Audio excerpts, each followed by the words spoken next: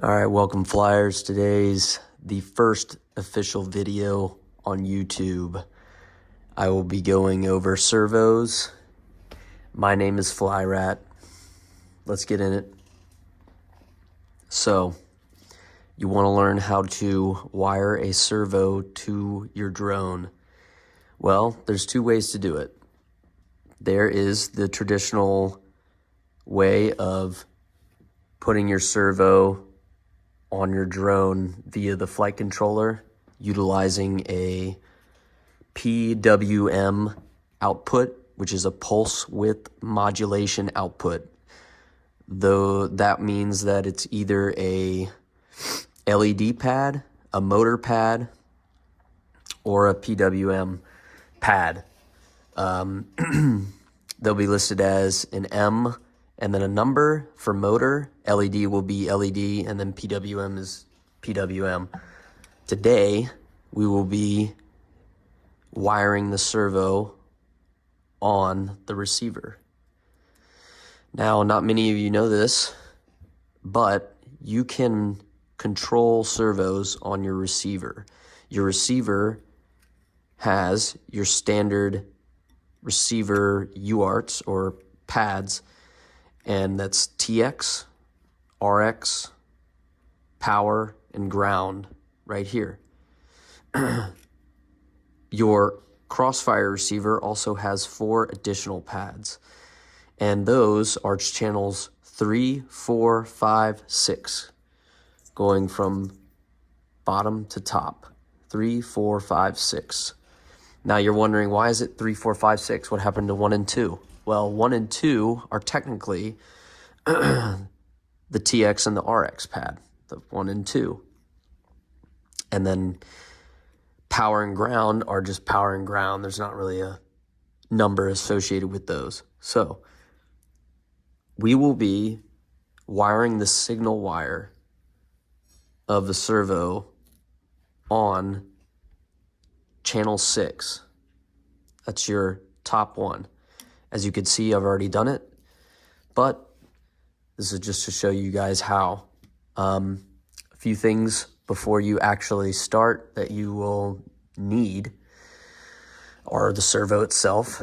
So a servo, you need to be bound via your controller to the receiver already, just to make it easier on yourself. And you will have to have your switches and everything set up to know what exactly switch you want to put your servo on your controller. Because if you end up putting it on the same switch, the receiver doesn't know the flight controller info. So the receiver, you can put any switch on there and it's not going to show up in Betaflight or iNav or whatever you're using. The receiver is its own entity, and I'll show you more on that and how to control it. We also won't be dealing with Betaflight at all. This is all done via your controller, via Crossfire. So again, this is a Crossfire receiver. That's what we're using. You're using Crossfire Nano. I'm not sure on ELRS. All I know is that the Crossfire Nano, this is how you do it. So you will need to solder, but we're going to go in testing the servo. So when you get your servo, more than likely you're going to have this, okay? I absolutely love this, the Toolkit RC battery tester, okay? The reason why is not so much how it looks, like it has a screen and everything that's nice. Who really cares, right? I just care about numbers when it comes to the battery testing. I like this because you can put a servo in here and it's a servo tester, okay? I'll show you how that's done. Top 3, signal, power, ground. Plug it in like so, and this is why this connection is super important, so you're able to do this pretty easily without having to do anything. Then you're gonna plug a battery in. It's an XT60, so you're just gonna plug it in, okay? It's gonna come on. All right, then you're gonna wheel over, okay? So this slider right here shows the top and the bottom. Top, bottom, top, bottom. The cool thing about this is that you can change it to what you want. And now you know, okay, that's the midpoint or close to mid. I can put it in whatever I need to, say a servo, like a dropping mechanism. You're able to put it in there very easily, and you can manipulate it and control it without actually having to forcefully do it. So this is a huge tool for servos, and I recommend it to everybody. You can pretty much get them anywhere, even Amazon. Toolkit RC battery tester. But yeah, so that's that. Now we'll go into the actual part of soldering. So this signal wire, this yellow wire, is going to be soldered to the receiver. These, the ground and the power, will be soldered to the flight controller. Okay, so just make sure you got a good temp on your solder. I like to have mine above 700 degrees. I keep it at like 750. Okay, so I got the 5-volt. And make sure that whenever you're looking at servos, that you make sure that they can handle the voltage that you put it on. So if it requires 9 volts, then you have a 9-volt pad, or you might need to step down or step up. So just be aware of that. But other than that, that's it. All right, now you're done with your solder. Unplug that, get that out of the way. Okay. Now we will be plugging in the battery and then turning on the controller. So, all right, turn on the controller. Okay, cool. So this is, I'm already bound. That's why it's a green light. So what we're gonna do to set this up, make sure this is properly working, is you're going to go into your menu. You're gonna hold down the menu button. Okay, then you're gonna go to TBS Agent Light, click that. Then you're gonna go down to XF Nano RX, click that. This is basically getting you into the receiver itself. So now you're looking at the receiver. Now you're going into the output map. And this is why it's so important that you are already bound to it.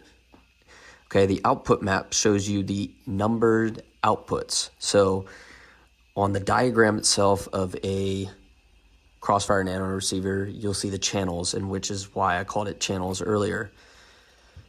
They're also called outputs. So we soldered the signal wire onto output 6. Okay, so we're gonna go down to output 6, click that. Output 6 is recognizing my channel 6 on my controller. So what's channel 6? What is channel 6 on your controller? You might not know. That's okay. We're gonna go find that out. So this is channel 6 on my controller, and you can change it right here, where I can go up or down or choose whatever channel I want, and I'll show you where you find your channels. So you go back, exit out, exit back out, keep exiting. You're gonna hit page, so you're gonna page over again, page over one more time, and you're gonna see this. So this is your channels monitoring page. And I know for a fact my channel 6 is right here. This is my 3-position channel 6. I know that, but I'm not gonna hit it because we're doing this demonstration. Instead, I'm gonna hit this, and what you should see is channel 7. Yep, channel 7, okay? The reason why it beeps is because this is also in my flight controller. This button is my flip over crash, and it's also my beeper, which is why it does that, which is, again, why it's super important that you know which buttons you have in your flight controller in Betaflight or iNav and what they do, so you don't put that channel in there. So channel 6. All right, let's try it out. Oh, I hear it. Now let's see it. Channel 6. And it works. This is all done through the receiver. Okay. Now, if you don't have the channel set up at all, this is where you go. We're going to page over and hit the menu once. Now you're going to page over again, page over one more time to mixes. You can create your own mix on your own channel. The channels that you see are in descending order, okay? And I'm just gonna unplug real quick, that way it doesn't fry my VTX. All right, it still will work. So me showing you this part, but basically the channels are on your left. The channels go all the way down to 32, I believe. So you have 32 channels that you can create. The channels can be associated to any button whatsoever. The channels don't dictate what buttons they are. These are just the defaults that are set up with this particular controller. Every controller has a default of channels, okay? So if I wanted to go to channel 11, I could go down to channel 11, okay? And then I can name it something, but if you don't name it anything, it's just called channel 11. And then I can change the source.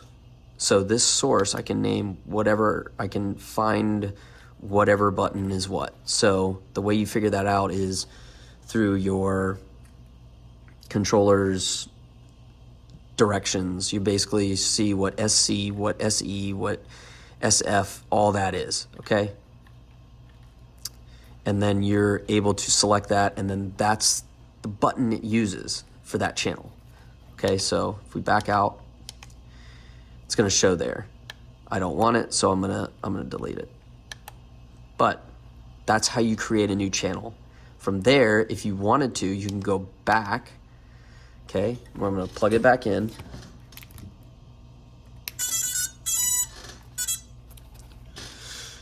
Hold menu button to get back into TBS Agent, and then go to the Nano Crossfire, or Nano RX, and then you're gonna go back to output map.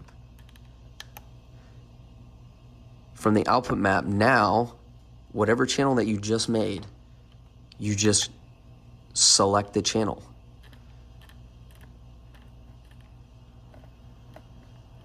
And that's it. That's all you do. Pretty simple. A lot more simple than Betaflight, if you ask me. Not to mention, you can set it up real quick if a friend wanted it on a different controller and you guys were sharing your controllers and you just needed it quickly done. You could easily just switch it out to another position, to another button. But yeah, that's it. That